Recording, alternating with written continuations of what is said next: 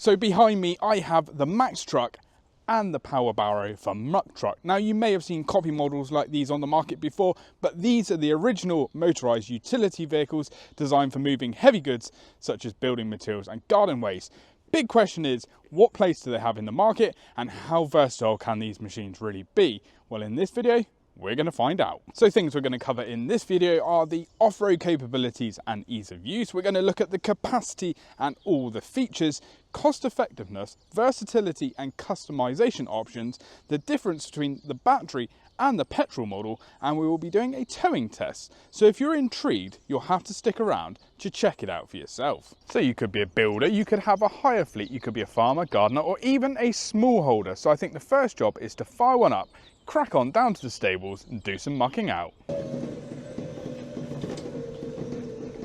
So this model is super quiet, and it's because it's the battery model, and the reason we're taking it down to the stables is because if you have any animals that might be a little bit timid from a thumping petrol engine, this might be the ideal tool for you. Look at that 585 that turned up at the weekend, or should I say Scrapper National, the cameraman's pride and joy. Alright, so we're down here with Max. He's got his pedigree Suffolks, and what's the other breed you got, Max? Texel Cross and Suffolk Mules. Nice.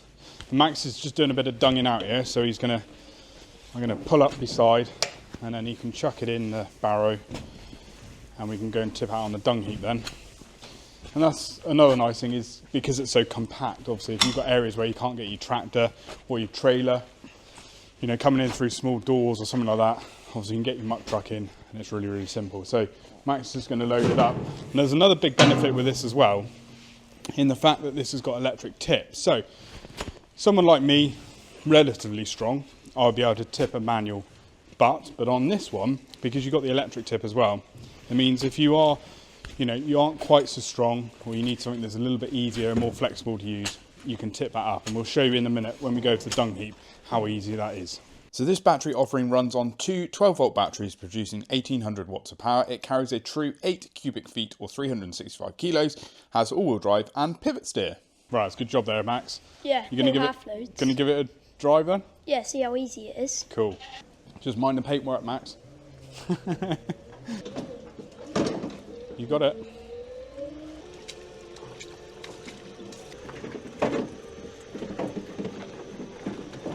Right, bring her in there, Maxie. There's an electric ram on there. Look at that. It's so much easier than a normal wheelbarrow. It is, isn't it? Normal wheelbarrow would be sinking there, getting stuck. Yeah, and you couldn't drive up so far. Another perfect use is for stable work. Still the ideal size to get into narrow stables and old farm buildings, but yet can take 3 times the capacity of a standard wheelbarrow, with the advantage of being quiet around horses and livestock. The simplistic controls allow even novices to be able to operate with ease, and to charge the battery it's simple, just plug it into a standard wall socket. Right, so I think I mentioned at the start of the video of the versatility of these machines. Well, MuckTruck have sent us 2 attachments. One I'm going to keep till the end of the video, so you have to wait for that one. But first off, we're going to fit up the flatbed accessory and show you how easy it is to fit it on. Right, so the first thing we've got to do is tip up the butt, and that will give us access to 1 pin to remove it. So underneath here, you've got that clasp. If you take that pin out, like so, keep that on for later. And then all you do is lift that off like so, and in we come with the flatbed. Now there is some metal work in this. It is a strong bit of kit.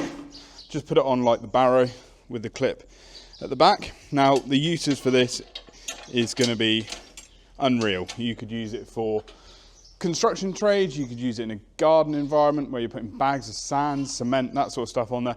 Obviously small holders, bales, fencing, you could put fencing stakes on there. The list is endless. And you just tip it back like so, and you're ready to go. So there we go. That is the battery machine. Super versatile, really quiet, and it's a pretty handy tool actually. I'm really impressed. But now we move on to the petrol. And I'll be honest with you, it's one of those machines I've actually looked at in the past myself, and I thought, do you know what, should I buy one? But I was on the point, I didn't quite know if I should And there's two main reasons. One is the steering. How easy is it to steer? Because there's no power steering on it, no independent brakes or anything to allow you or assist you to turn. And the other thing is it's not electronic tip. So this one, you could load it right up, flick of a button, tip your material out. This one here, you've got to manually tip it. So I think we're going to find out for ourselves how easy it is to use. We've got a couple of piles of stones up behind. Let's fill it up and go and do some tipping. There we go. Pretty decent load, eh? Right, let's fire her up. So up on choke.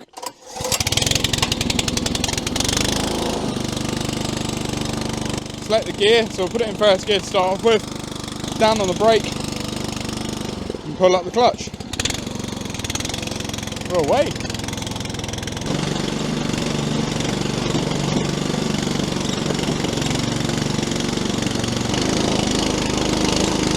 Right, it's a moment of truth. Up on the release handle. And away she goes. There we go. Reverse her out. Simple as that. Right, and then all you got to do is clip your butt back into place like so. And you've got that little protection rim on the front, which a lot of the competitors don't have on the market. So when you go to tip it out, you're not going to damage the front end of your machine. But yeah, that's a lot easier than I thought it was going to be. Should we go and do a second load?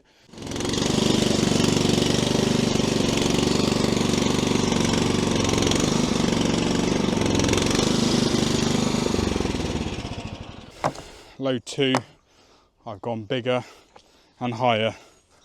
Let's see if it can cope with that. So let's look at the key features of the MuckTruck. It is powered by a commercial grade Honda GXV 160 5.5 horsepower engine. It's manufactured with a manual transmission giving 3 forwards and 1 reverse gear with a top speed of 3.5 miles per hour. There's an automatic parking brake fitted which stops the machine dead when the handles are released, and it's 4-wheel drive which ensures maximum traction when moving loads on wet and uneven ground. Right, there's no getting away from it. It's really easy to use. It's really easy to steer, and I didn't think it was going to be. Literally just lift up the back end, it's really well balanced, and you can just shove it around and turn wherever you want. And also tipping, releasing that handle, because of the balance of the machine and the balance of the butt, there's very little effort to tip all that weight out. But I did mention at the start of the video that I wanted to see what its capabilities are off-road, so we're going to head over to the woods and put it through some sticky, muddy conditions.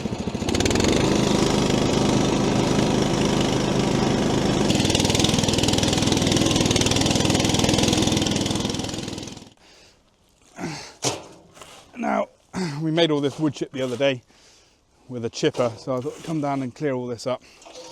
But the other thing it's worth noting with this machine is the range of accessories you can get with it. Obviously, I showed you the zinc coated flatbed. You can also get a vacuum kit. You can get a ply flatbed kit as well for it. You can get loading ramps, you can get side extensions, a snowplow, and my personal favourite, you can actually get a tow hitch for it. Now we're going to fit the tow hitch up to the battery operated one in a minute and see what sort of weights we can pull around the yard. And I think that'll be quite interesting actually. Let's load this up, put some weight in it, and then head back to the yard. I don't know if I ought to be saying this. Obviously it's a Cornish made product, but nothing beats a Devon shovel, does it?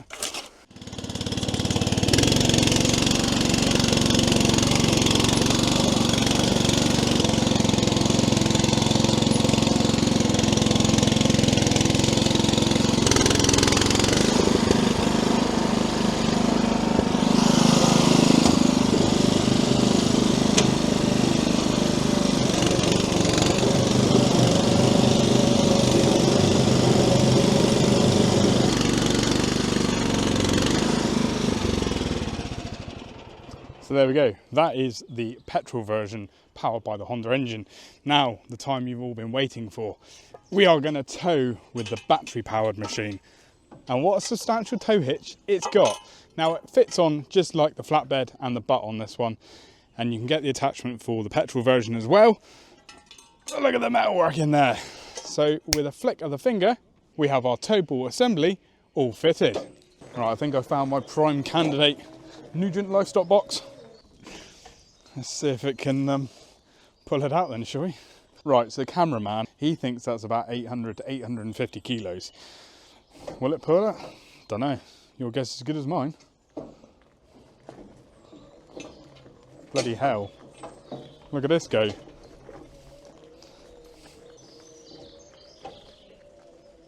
Yeah, it's doing it. So it's just sprung to me. A machine like this would work really well on a caravan park. Because you know they have those little machines to bay your caravan when you get there. If you have one of these, do 2 jobs, not just one. I'll do more than 2 jobs. There, our wheels are lifting off now, it's getting a bit, it's coping though. I think what you got to forget is you got to forget about your rear wheels and just literally just turn it.